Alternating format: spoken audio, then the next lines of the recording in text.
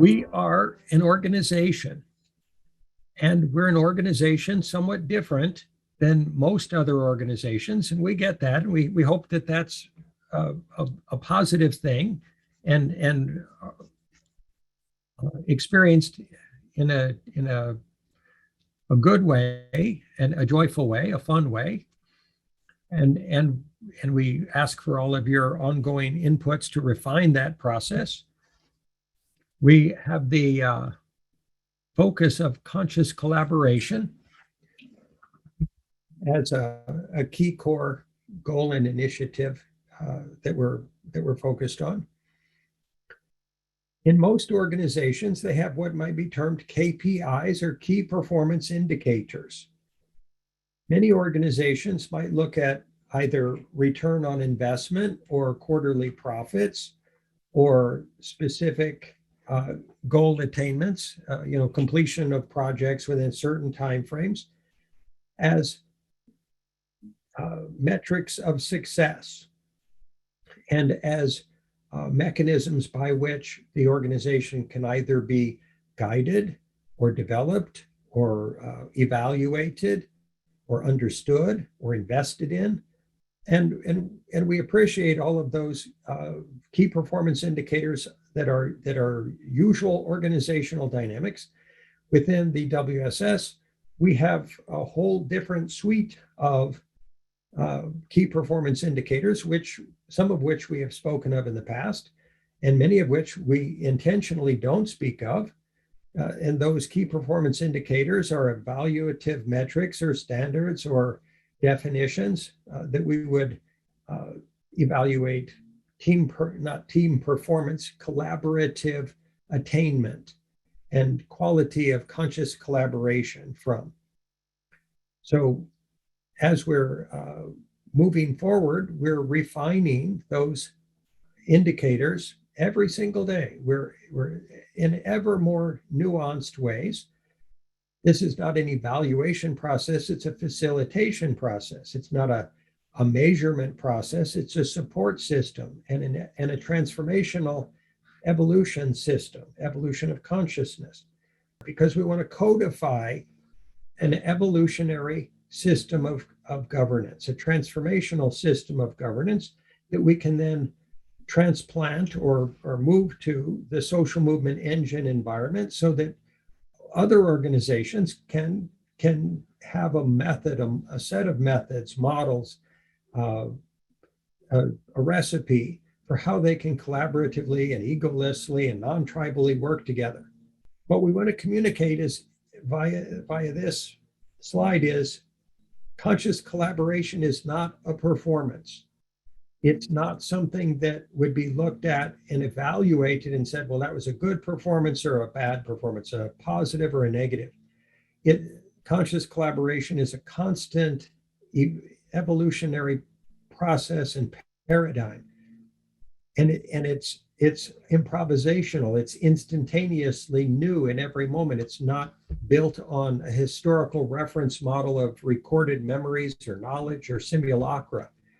It's a conscious capacity to meet other people with unconditional love and a service intention, and to be open and receptive, simultaneous to being willing to courageously contribute when you feel moved by your soul or by spirit or by your intuition or by your heart. It is not a process of mind. And paradoxically, the dynamics of mind can get in the way of conscious collaboration. So in our process of producing workshops, it is not our intention to translate our messaging into what might be termed unconscious tribal language that results in no actual transformation. It's just intellectually gotten, and they say, oh yeah, we got it, we understand it now. We can check off that box that we had the course on conscious collaboration. Let's go to the next course. If we have not been profoundly, foundationally, comprehensively changed, evolved, transformed, healed, raised in consciousness as a result of our workshops, we will have failed. We will have not achieved our goal. We will have not met the requisite mark. and we will not have optimally served. We won't have done something wrong. That'll just mean we will benefit from refinement in our process.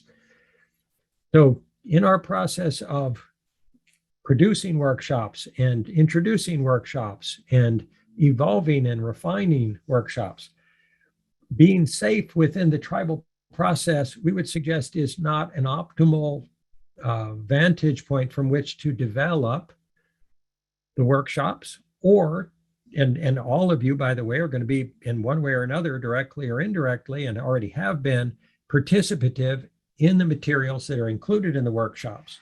Whatever we produce, if it is deemed safe by the tribal process, does it make sense? If we don't trigger anybody, if we don't transform them and facilitate them to become more conscious, more empowered, more aware, more capable, to enhance their capacity as individuals and as organizations, we won't have met the mark. So there are three little definitions down here we're quoting. So Oxford's Dictionary of Key Performance Indicators is a quantifiable measure used to evaluate the success of an organization or employee meeting objectives for performance. In a for-profit organization, that makes perfect sense. If our organization was all about outputs rather than transformation of all the consciousness of all participants, then usual definitions of key performance indicators, such as these three at the bottom of the page, would make sense. And we would simply suggest that that's not where we're operating from. That's not a vantage point of what we would refer to as consciousness. This is no judgment of the past. It's no judgment of for-profit organizations. It's no judgment of prior applications of these models and methods in other organizational or cultural or governmental contexts. We simply want to offer something that is holistically, comprehensively, wholesomely, unconditionally, lovingly conscious. The finest gifts we can offer humanity, and to do so for free.